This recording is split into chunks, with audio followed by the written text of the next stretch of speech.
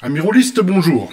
Alors aujourd'hui, je voulais vous parler d'un PDF, enfin pas d'un PDF, d'un jeu qui est en cours de financement, qui s'appelle Les Gardiens de l'Éther, par une création française, par Odonata Édition. Et donc là, qui a mis à dispo un gros kit de découverte sous forme d'un PDF. Et je voulais vous présenter un peu ce jeu qui est atypique sur bien des facettes. Alors, tout d'abord, voilà, donc ça c'est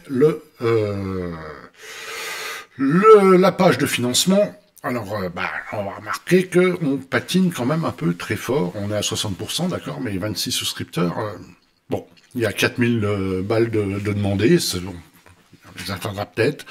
Mais en tout cas, 26 souscripteurs, pour l'instant, on va pas dire que ça se bouscule au portillon, mais bon, voilà, donc en fait, je voulais vous présenter un peu ce jeu qui est complètement atypique. Vous allez voir pourquoi. Et vous pourrez vous me faire un avis si ça vous intéresse ou si ça ne vous intéresse pas. Bien. Alors, les gardiens de l'Éther arrivent effectivement. Il y a un superbe kit de découverte. Je dis bien superbe. Le voici parce qu'en fait, il fait quasiment 90 pages. Et alors, je vais déjà vous montrer un peu comme d'habitude, la forme de cette présentation. Vous voyez, on se retrouve avec ce style d'illustration qui me font penser à du Moebius sur certains aspects. Et donc, en fait, on a la présentation de ce kit est vachement soignée, avec des dessins qui me parlent. Moi, je trouve ça assez chouette. Et voilà, on va passer rapidement. On reviendra sur tout ça, bien entendu. Et on arrive quand même à plus de 80 pages, je crois même 90 pages, ce qui représente quand même un beau... voilà. 87 pages. Alors pour un kit de découverte, 87 pages, c'est vraiment beaucoup. Bon. Donc déjà ça c'est un bon point. Comme je disais, moi j'aime beaucoup les illustrations, le style graphique est très très chouette. Bon, alors maintenant un jeu ne s'arrête pas à son style graphique et on va rentrer dans le détail. Alors déjà pour commencer en fait les gardiens de la Terre, qu'est-ce que c'est? Alors bon, déjà, la présentation du kit, on commence par Destin croisé, on vous présente plusieurs personnages, chacun dans leur vie, chacun dans leur scène, qui vont se regrouper tous, en fait, dans le scénario qui est proposé. Bon, ça, je vais vous passer très vite, je vous laisserai le lire tranquille. Ce qui est intéressant, c'est ça, c'est là la présentation du monde. Alors, le monde, en fait, est... les mondes, si on veut, il y a 3 mondes distincts. Il y a le monde d'en haut, le monde d'en bas et le monde du milieu. Alors le monde du milieu, en fait, c'est celui que l'on connaît, c'est le nôtre, c'est notre monde. Donc là, on est dans un monde science-fiction pur, avec ses vaisseaux spatiaux, avec sa technologie, etc. On a le monde d'en haut que, ma foi, on ne sait pas trop ce qu'il y a. Alors vous voyez ça, le monde d'en haut, vous voyez ça, le monde d'en haut et le monde d'en bas, vous voyez ça comme 2 dimensions différentes. Donc on a vraiment 3 dimensions. Et donc, en fait, le monde d'en haut, c'est une dimension spécifique et qui est plus ou moins inconnue, avec de grosses légendes, etc. Et par contre, le monde d'en bas, lui, est relié au monde du milieu par des liens éthériques et avec ce qu'on appelle les habitants du monde d'en bas, ce sont des gardiens. Alors les gardiens, c'est quoi? Ce sont des créatures, des créatures. Certains les prennent pour des dieux. Ils peuvent influencer, ils peuvent influencer les événements, etc., etc. Et surtout, ils sont liés à un type de personnages du monde du milieu qui sont les chamans. En fait, ils sont liés entre eux. Les chamans sont tous liés à un gardien. Et avec ce lien, en fait, ils ressentent les choses d'une manière un peu spécifique et vont pouvoir éventuellement modifier leur environnement. Ils vont être guidés, ils vont peut-être même être utilisés par leur gardien. Ils peuvent même se mettre en opposition, mais ça on viendra après parce que ça c'est pas bien. Donc voilà. En gros, le truc c'est que vous allez jouer ces personnages exceptionnels qui ont un lien avec ces créatures situées dans une autre dimension. Mais les dimensions sont toutes liées, parce qu'en fait, voilà, donc les chamans de l'espace. Je préfère un autre nom, parce que pour les vieux de mon âge, les chamans de l'espace, enfin ceux qui auront la référence pourront le signaler. Bref, peu importe. Donc dans le monde du milieu, vous allez pouvoir jouer plusieurs peuples. En fait, il y a le peuple Géol, le peuple Folker et les Sunnis. Alors là, on se retrouve aussi avec les sans-âmes, mais vous voyez, c'est grisé, et les Yogg, parce que on est dans dans le kit de découverte. Les sans-âmes, ce sont des gardiens qui ont perdu le lien avec leur... non, ce sont des chamans qui ont perdu le lien avec leurs gardiens, et les Yogg, ce sont eux, ils viennent en fait d'un autre peuple, et en fait, ce sont des robots. Si on reprend la carte qui se trouve ici, vous voyez, ça, nous avons dans Folk, ce sont les Folkers, les Yogul, c'est les robots, les Folkers, qu'est-ce qu'on a, Shai, ça va être là, ça va être les Sunnis, et les Géols, bah, c'est le reste, hein, grosso modo. Voilà. Donc en fait, vous avez, et chacun a son peuple est particulier. Hein, les Géols sont arrogants, hautains, persuadés d'être les meilleurs. Les Folkers, c'est un peuple nomade. Vous voyez, dans leur empire, en fait, ce sont vraiment un peuple nomade, et donc du coup méprisés par les Géols qui eux se sentent les plus avancés, les plus intelligents, les plus puissants de l'univers. Et en fait, nous avons les Sunnis, en fait, qui sont un mélange des deux autres peuples. Donc je vous passe les sans-âmes et les Yogg, car effectivement, ils ne seront pas jouables dans ce kit de découverte. Donc voilà, le chaman de l'espace, en fait, la sagesse des gardiens. Bon, alors ça, je sais pas si, j'espère que Deus Ex Machina, hein, c'est un S là, je sais pas, il y a un X, un jeu de mots par rapport au gardien, l'association du gardien avec. Bon, en tout cas, je suis pas trop. Bon, bref, à mon avis, c'est plus une faute de frappe qu'autre chose. Voilà, et là on va vous présenter les gardiens. Vous voyez, les gardiens, qu'est-ce que c'est? Ce sont un peu des créatures humanoïdes, mi-humanoïdes, mi-animales. Hein. Vous avez toujours, en fait, ils ont une certaine philosophie, on va dire. Chaque gardien a une philosophie et liée à un peuple. Voilà. Donc on a dans ce kit de découverte, on a le gardien corbeau, le gardien hibou, le gardien ibis. Le gardien singe, le gardien tortue, et c'est tout. Donc chacun ont on va dire, c'est presque pas un mode de vie, mais une philosophie. Hein, chacun a vraiment une philosophie qui va influencer effectivement fortement le chaman auquel il est lié. Alors, les gardiens vont pouvoir envoyer des visions aux chamans, vont pouvoir l'emmener un peu là où ils veulent. En fait, je trouve, moi, personnellement, quand j'ai lu ce kit, alors il y a effectivement un lien entre les deux. Le chaman peut avoir un désaccord profond avec son gardien, mais en fait, c'est quand même un peu le gardien qui tire un peu la ficelle. Enfin, tel que j'ai pu le voir, tel que j'ai pu le lire dans ce kit de découverte. Je me trompe peut-être. Et donc en fait le gros thème, c'est que dans le monde du milieu, en fait les peuples Géol, Folker et Sunnis ont développé de la technologie de plus en plus, et ce qui modifie en fait les flux éthériques. Alors ne me demandez pas ce que c'est un flux éthérique, je vais vous répondre. TDCM, c'est comme ça. Donc, le flux éthérique, c'est ce qui lie en fait les différents mondes. C'est un peu la force, hein, si j'ose dire, de ce monde. Et en fait, elle va être perturbée par la technologie.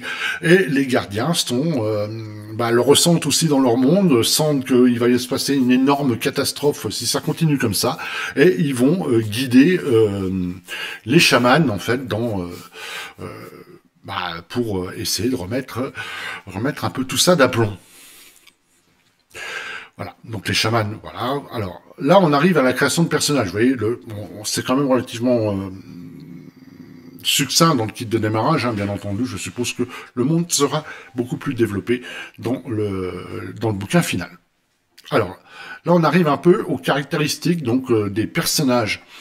Qu'est-ce qu'on a? On a en fait des agrégats. Je sais pas si j'ai... Non, je les ai pas pris. Enfin, voilà. Les feuilles de... Voilà. On a les agrégats. Alors, les agrégats, en gros, c'est quoi? C'est des caractéristiques. Hein. Donc, physique, sensoriel, mental et sensitif. Alors, si j'arrive à zoomer là-dessus... Non, pas comme ça. Quand je peux zoomer là-dessus? Tac. Voilà, voilà, vous zoomez là. Voilà. En fait, ça, c'est une feuille de personnage. Et vous voyez que c'est relativement clair. Hein, ici, on a les agrégats, donc les caractéristiques, le nom du personnage, et ça, ce sont les valeurs martiales. On va y venir. On va y venir.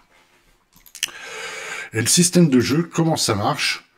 Alors, il y a bien sûr kit de découverte égale pas de règles de création de personnages. Hein. Donc là, on a des prétirés.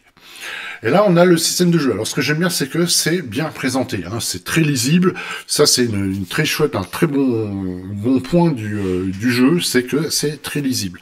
Alors, vous voyez, vous avez, vous deux... Alors, ça se joue avec des dés classiques, hein, des 4, des 6, des 8, des 10, des 12 et des 20.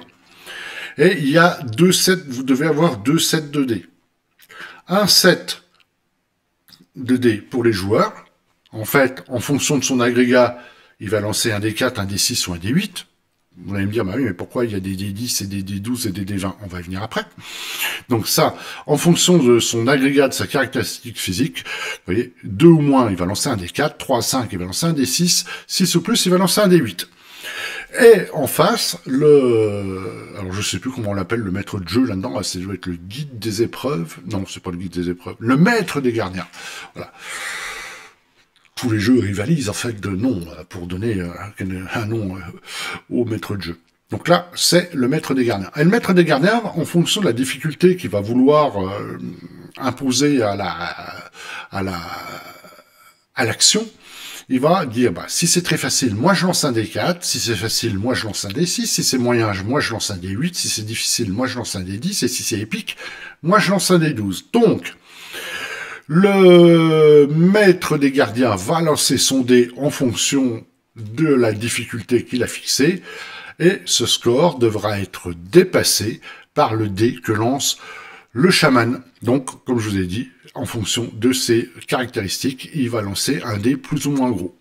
Alors, bien entendu, on comprendra que quand on veut lancer un D4 et que le gardien va lancer un D10 parce que la difficulté est difficile, et ben là, ça va être compliqué, effectivement, de réussir. Mais il y a des choses pour améliorer les chances de succès. En fait, vous pouvez dépenser des points d'agrégat.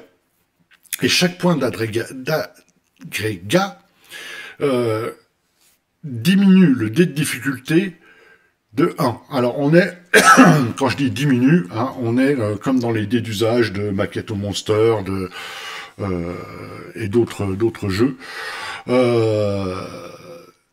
voyez, donc là vous lancez un dé 12. Si en fait le chaman dépense un point de caractéristique, enfin d'agrégat, eh ben le dé va descendre à 10, s'il en dépense 2, le dé va descendre à 8, s'il en dépense 3, le dé va descendre à 6, et s'il en dépense 4, le dé va descendre à 4. On ne peut pas descendre en dessous, on ne peut pas annuler un dé de difficulté. Mais ça, c'est un coût, bien entendu, hein, parce que rien n'est gratuit, ma pauvre dame. Donc, vous voyez, si là, on a ici, par exemple, si tous les agrégats sont supérieurs à 0, tout va bien. Vous êtes épuisé, par contre, si vous avez un agrégat à 0, vous êtes blessé s'il y a 2 agrégats à 0, et s'il y a 3 agrégats à 0, eh ben, le chaman est dans le coma et il peut mourir très rapidement. Ça me rappelle un peu, effectivement, les points de vie qu'on peut retrouver dans Traveler. Ça y ressemble beaucoup. Bien. Voilà. Alors après, on arrive... ça, c'est pour toutes les actions, on va dire, standards. Parce que le combat martial, là, c'est autre chose. Alors, il faut que je vous parle déjà des fiches de combat, c'est-à-dire des fiches que chaque... que chaque... oh zut, Fred... que chaque joueur, que chaque personnage a. Hein. Donc chacun va avoir une fiche personnalisée en fonction de son peuple, donc les géoles, les folkers, les chunis, et des autres, mais ils ne sont pas effectivement dans le kit de découverte. Donc, je vais vous montrer ça comme ça. Donc, on va commencer par les Folkers. Donc, les Folkers, voilà à quoi ça correspond. Vous avez une fiche de... Regardez pas ça là-haut, c'est des pions, mais on va y venir après. Vous avez une fiche d'action. Et ici, avec un certain nombre, avec une piste d'action. Vous remarquerez que si je prends, donc ça c'est le Folker, si je prends le Géol, sa piste d'action, vous voyez, n'est pas la même. Hein, donc là, vous avez des chiffres 1, 2, 3, 4, 5, 6, 7. En fait, c'est à quel moment vous agissez. Alors, je ne sais plus dans quel sens on y va. On va revenir comme ça, parce que là, je suis un peu paumé. Voilà, le tour de rang 1, les actions de rang 7. Effectivement, on commence par les actions de rang 1, et puis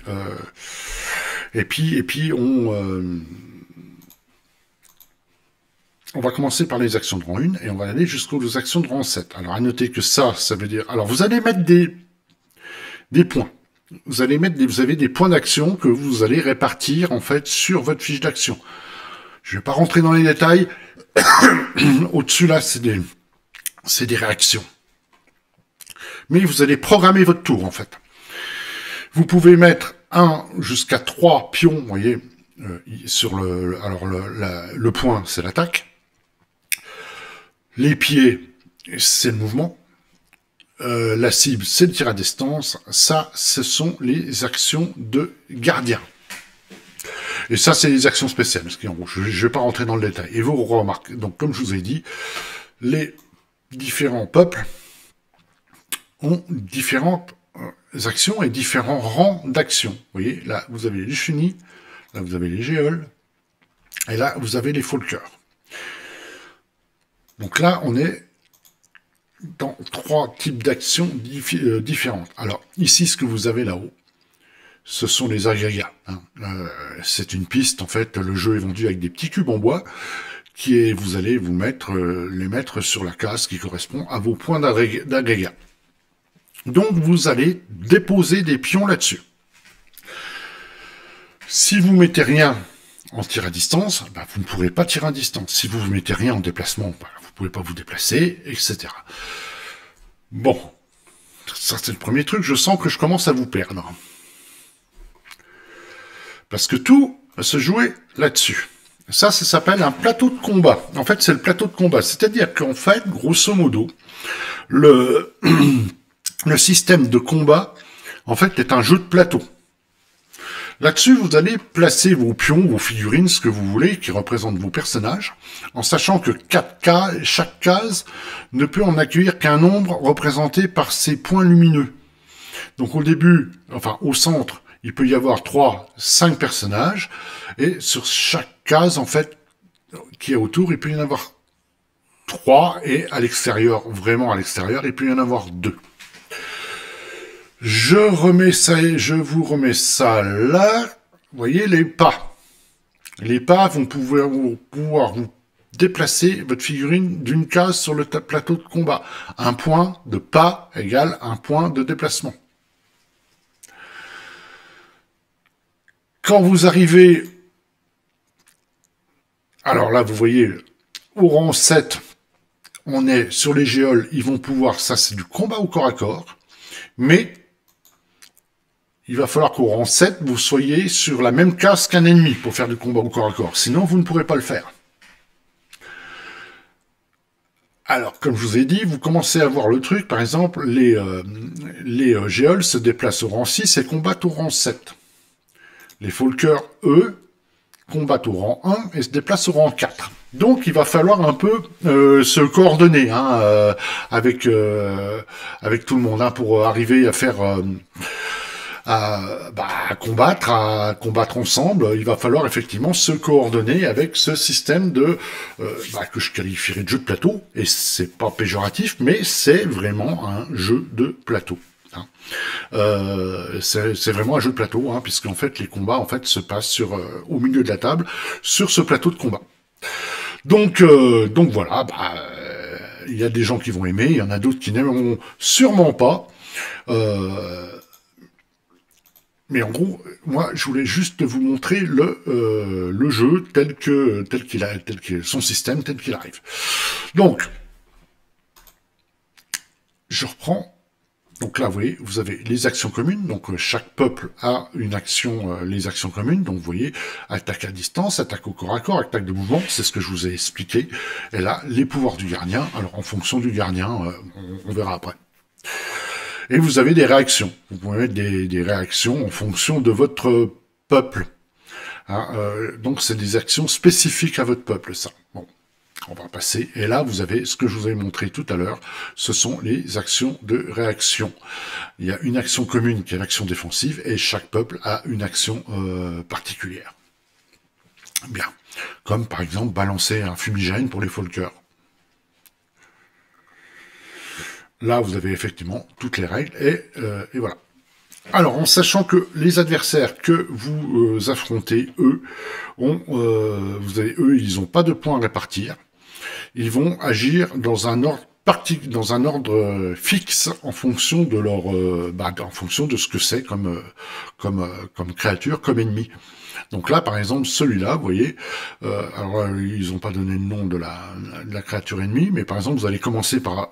Alors, ça, c'est pas le pouvoir de gardien, hein. Pour les NPC, c'est un pouvoir, on va dire une capacité spéciale. Par exemple, là, c'est tir de suppression. Ah oui, alors ça doit être les mercenaires qu'on a dans le scénario.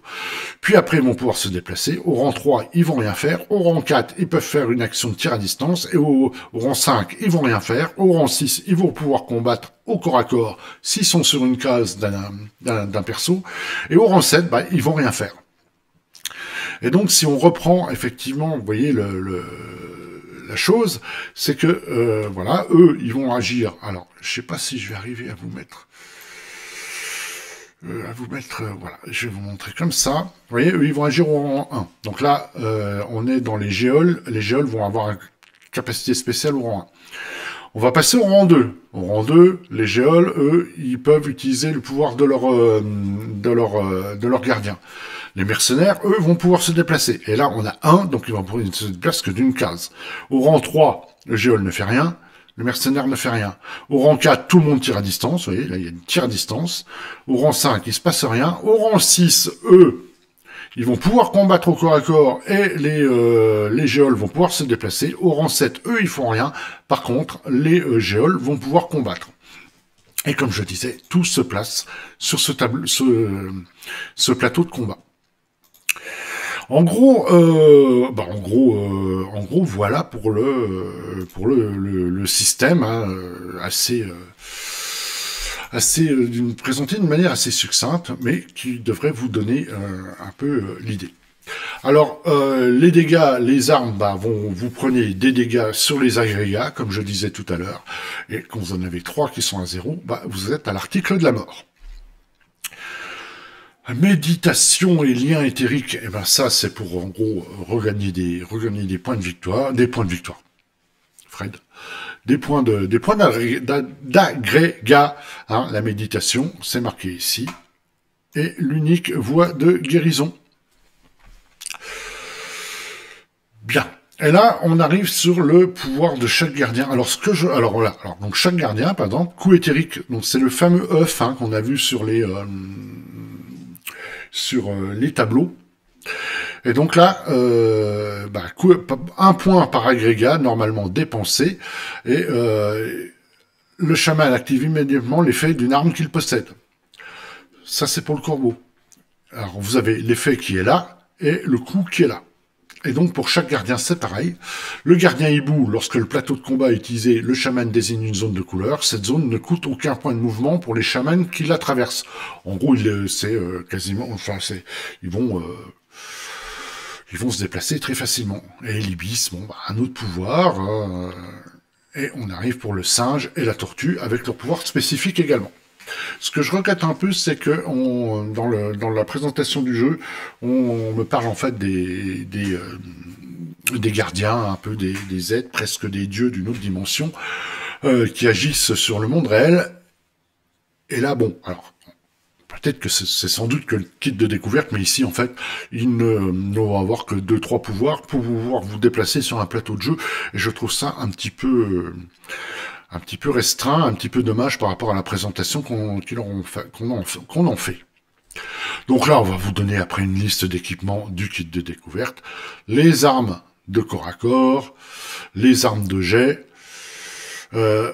Alors, le truc, c'est que vous voyez que, bien qu'on soit dans un monde de SF, je n'ai vu aucun de blaster, de flingue, de quoi que ce soit. On a des armes au corps à corps et des armes à distance qui sont tous des armes blanches, en fait. Hein. Le shuriken, la fronde, le bola, boaka, enfin bon, voilà.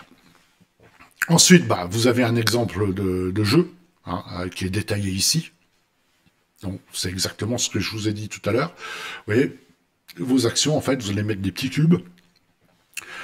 Et sur chaque, vous allez préparer tout votre tour en avance, parce que ça, je l'ai peut-être pas dit, mais vous allez en fait programmer votre tour, et après, vous allez le dérouler quand le... Donc, il est hors de question de mettre des... Par exemple, vous allez répartir tous vos pions. Alors, dans le kit de découverte, chacun a 3 actions maximum, ce qui laisse supposer que dans la version finale, peut-être quand vos personnages augmentent de niveau, vous aurez plus d'actions. Voilà. Donc là, par exemple, vous voyez, le chaman Shuni, là, il a placé 3 pions d'action, une action de réaction, une action de chaman et une action de combat de corps à corps et de distance, parce que là, ils sont sur la même, ils partagent la même case. Le Folker a mis une action de fumigène. Il ne va pas faire de combat de au corps à corps, parce qu'en fait, ça ne sert à rien. Si vous regardez la position de départ, ils sont tous au milieu, les ennemis sont dans les points rouges. Donc, s'il faisait une action de combat, il n'est pas dans une case où il y a un ennemi au début, il n'y aurait rien du tout. Donc, lui, qu'est-ce qu'il choisit? Il choisit de bouger au rang 4, de faire une action de peuple au rang 7, et de balancer éventuellement un fumigène. Et donc, chacun a préparé son action, et les PNJ, eux, vont agir, comme je vous ai dit, en fonction de quelque chose qui est prédéterminé. Donc là, vous avez tout le détail. Ensuite, qu'est-ce que là, on vous présente les pré-tirés, et ensuite un scénario, l'espace de chaman. Le chaman de l'espace, c'est vous, et le synopsis, le gardien de la douleur. Alors, je ne vais pas aller plus loin dans le kit de découverte, parce que vous avez 20 pages de scénario, donc on a quand même un gros scénar. Et donc voilà. Donc vous aurez compris quand même que le jeu est très particulier avec son système de résolution de combat. Pourquoi? Parce que là, on n'est plus dans du... c'est peut-être parce que je suis un vieux con, mais on n'est plus dans le jeu de rôle. En tout cas, on n'est pas dans le jeu de rôle classique. On va interrompre, on va dire, le roleplay, tout ça, pour se focaliser sur un jeu de plateau. Alors, c'est bien foutu.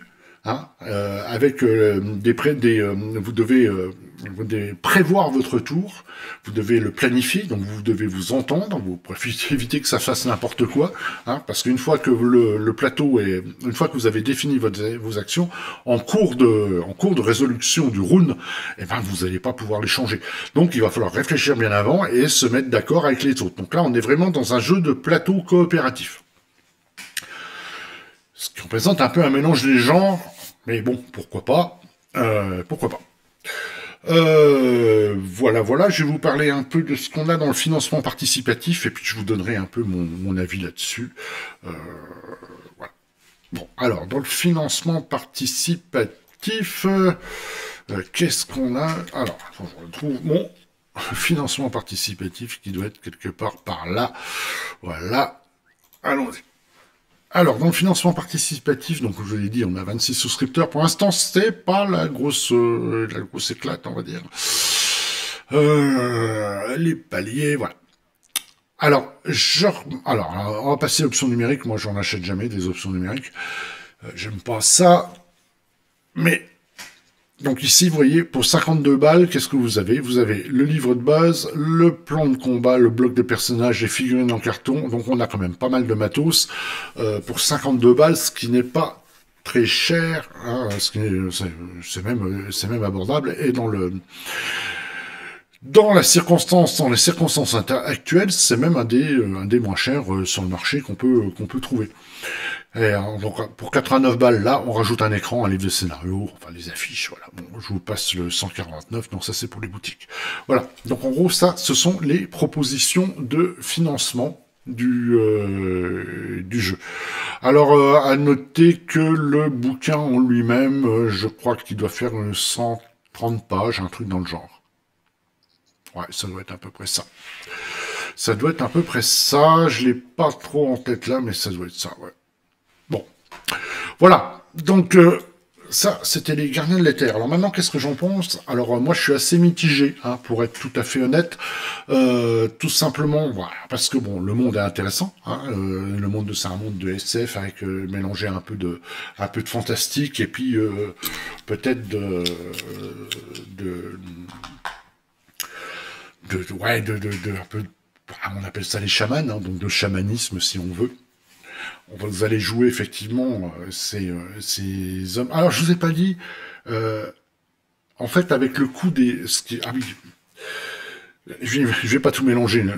Donc en fait le thème en lui-même, l'univers en lui-même, moi me semble intéressant. C'est super bien présenté, il y a rien à dire, c'est didactique, il y a rien à dire. Le système, je sais pas s'il marche ou pas, il faudra le tester, mais il a été testé et je ne vois pas pourquoi il ne marcherait pas. Voilà. Donc là, à ce niveau-là, c'est un beau boulot. C'est vraiment un beau boulot. Le système de combat, alors lui, moi là, alors je dis pas qu'il est mauvais, c'est pas ça que je dis que c'est un mélange des genres, et ça va pas plaire à tout le monde, parce que du coup, on va avoir du roleplay avec un jeu de plateau pour les combats. Bon, pourquoi pas. J'avoue que c'est pas franchement ma came. Hein, j'aime bien jouer au jeu de rôle et j'aime bien jouer au jeu de plateau. Le mélange des genres, je sais pas si. Enfin moi personnellement, je suis pas franchement emballé là-dessus. Qu'est-ce que je voulais vous dire d'autre? Alors je vais pas trop parler des scénarios parce que je veux pas dévoiler. Mais en fait, quelque part, quand j'ai lu le système et que j'ai lu le scénario, eh ben je me suis dit que le système, lui, par contre, si vous voulez jouer du solo, le système de combat est particulièrement bien adapté. Parce que vu que les PNJ ont des réactions fixes, ils vont suivre comme une programmation de leur mouvement, de leur combat. Et donc, si vous jouez le jeu de rôle en solo, vous aurez pas beaucoup de mal à interpréter ces résultats puisqu'ils sont fixes. Donc, il va jouer au mieux, mais vous n'aurez pas de points à mettre. Vous aurez qu'à suivre en fait sa programmation fixe. Et ça, pour du jeu solo, je suis sûr que ça fonctionne très très bien. D'ailleurs, à un moment donné, je me suis demandé si le scénario n'était pas prévu aussi pour ça, parce qu'il y a plein de paragraphes où en fait on s'adresse pas au maître des gardiens, mais on s'adresse aux personnages.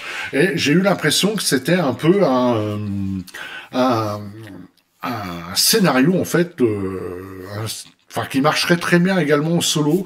Donc le scénario solo, effectivement, plus ce système qui s'adapte très bien au jeu solo, je pense que ça peut intéresser des gens, parce que ça peut bien marcher si vous le jouez en solitaire. Voilà. Bah écoutez, voilà, je crois que j'ai fait à peu près le tour de la présentation, en tout cas au moins du livret de découverte. Ensuite, on verra quand ça sortira et on verra la suite qui sera donnée à ce jeu. Donc en fait, les Gardiens de l'Éther, un jeu de chez Donata Édition, qui est en cours de financement. Voilà, je vous présentais en fait le livret de découverte. Je vous remercie beaucoup les amis et à bientôt pour de nouvelles vidéos. Ah oui, n'oubliez pas un petit abonnement, un petit commentaire, un petit quelque chose, ça aide toujours à la chaîne, et moi, ça me fait bien plaisir. Merci beaucoup, à bientôt.